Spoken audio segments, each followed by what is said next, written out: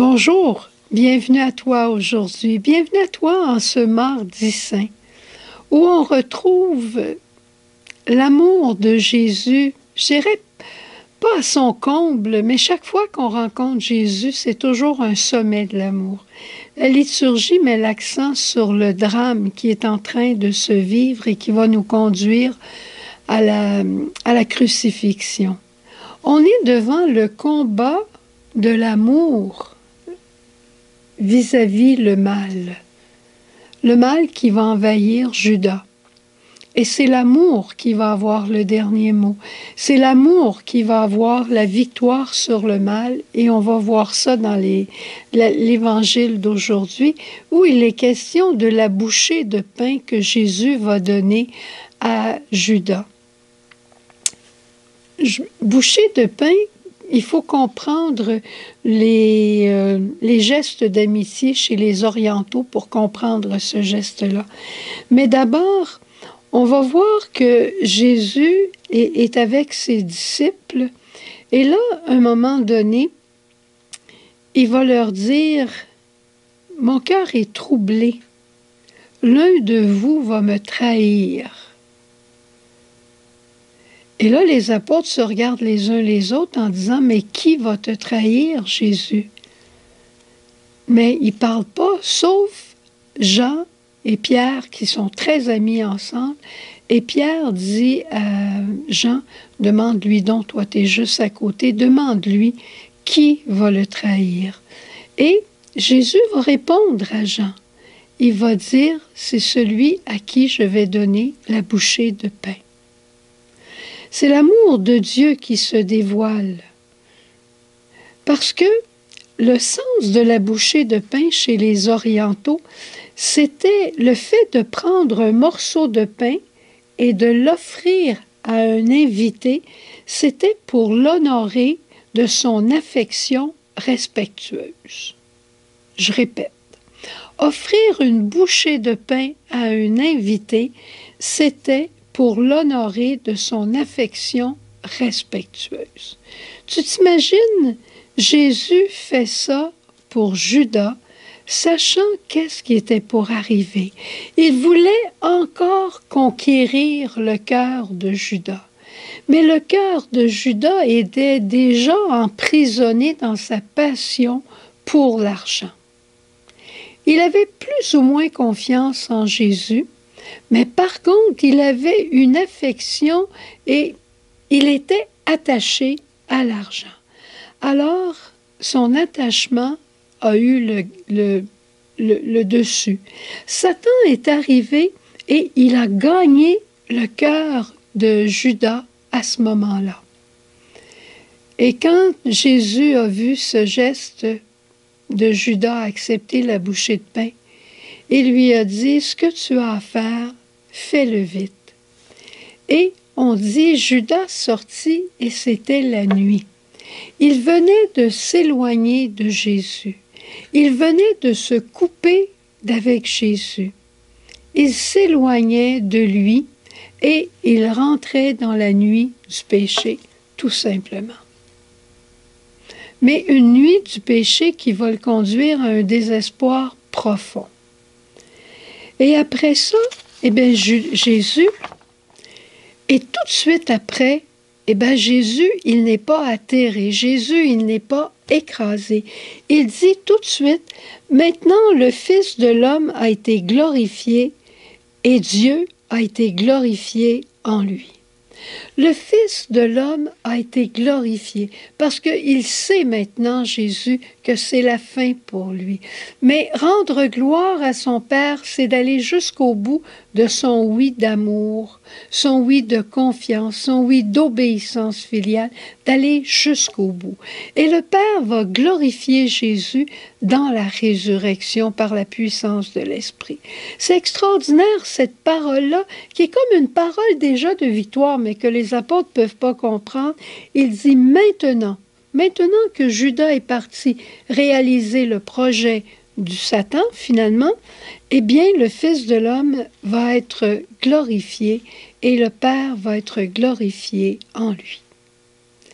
Puis Jésus se retourne vers ses apôtres qui ne comprennent pas grand-chose, et là il leur parle avec une tendresse très délicate. Il leur annonce son départ, mais avec une telle tendresse que les apôtres sont encore bouche bée. Il leur dit, petits enfants, c'est pour peu de temps que je suis encore avec vous. Ce mot de petit enfant, c'est la seule fois que Jésus va l'utiliser dans l'Évangile. Et Jésus explique alors son départ. Il dit, c'est pour peu de temps que je suis encore avec vous. Vous me chercherez, et comme je l'ai dit aux Juifs, où je vais, vous ne pouvez pas venir. Vous ne pouvez pas venir à présent. Et c'est là que Pierre va réagir et qui va dire, mais Jésus, dis-nous donc où tu vas. Si on savait où tu allais, on irait, en tout cas, moi j'irais pour toi. Et Jésus regarde Pierre encore certainement avec la même bonté, avec la même douceur, puis lui dit, mon Pierre, le coq va chanter cette nuit, puis tu m'auras déjà renié 3 fois. Pierre, tu dois expérimenter ta fragilité. Mais quand tu auras expérimenté ta fragilité, tu pleureras. Et après ça, tu recevras l'Esprit Saint. Et après, tu témoigneras de moi. Et après, tu marcheras dans les pas où j'ai marché. Et après, tu glorifieras le Père dans ton oui. C'est magnifique comme scène. On pourrait dire que c'est une scène très douloureuse. Effectivement, ce sont tous des scènes douloureuses, les scènes de la semaine sainte, mais ce sont des scènes qui annoncent la victoire et qui nous annoncent un Jésus non pas écrasé, qui s'en va à la croix parce qu'il n'a pas le choix, parce qu'il a été vendu. Jésus est rentré à Jérusalem assis sur le dos d'un âne, comme s'il était un roi, mais on le sait, un roi d'humilité. Il s'est présenté à Jérusalem. Il savait bien qu'il était pour être arrêté, mais c'était lui qui allait se livrer. C'est pas les autres qui l'arrêtaient. Et cette entrée à Jérusalem, c'est lui qui l'a décidé. Jésus s'en va au sacrifice de sa vie, de lui-même. Ma vie, nul ne la prend, mais c'est moi qui la donne. Contemplons aujourd'hui toute cette attitude de Jésus, cette attitude de liberté, cette attitude d'amour où il se donne lui-même, non pas parce qu'il est obligé, non pas parce il est arrêté, non pas parce qu'il est le plus faible. Au contraire, il est le plus fort en amour, en liberté et en obéissance. Contemplons-le jusqu'à le suivre. Au revoir, à demain.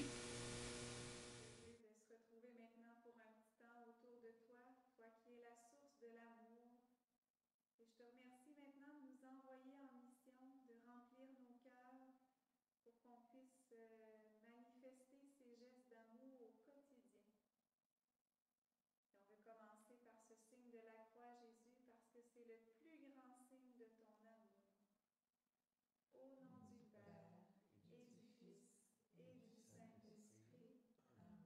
Amen. Soyons porteurs de l'amour, visage du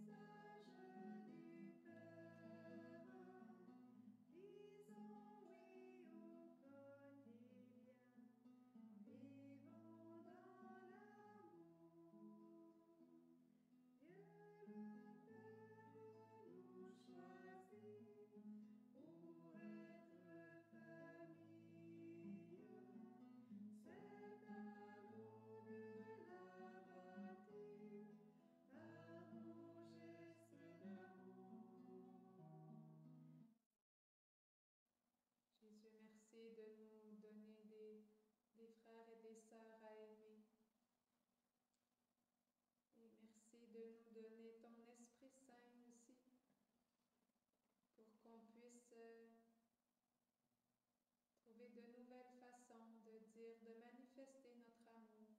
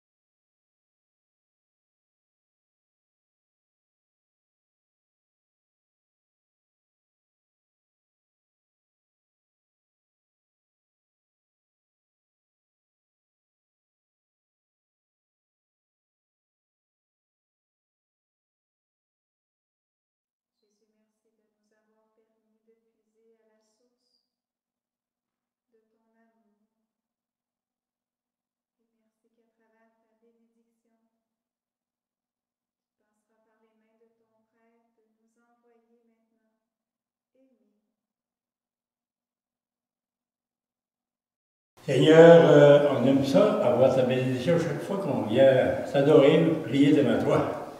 Alors, tu envoies, le Seigneur t'envoie en mission. Autrefois, les 72, c'était nos ancêtres qui sont partis. Jésus avait dit, guérissez les malades, chassez les esprits mauvais, et allez. Ils sont partis, puis ils sont venus tout heureux d'avoir vu les merveilles que le Seigneur avait faites, comme pour les apôtres. Alors, il t'envoie en mission.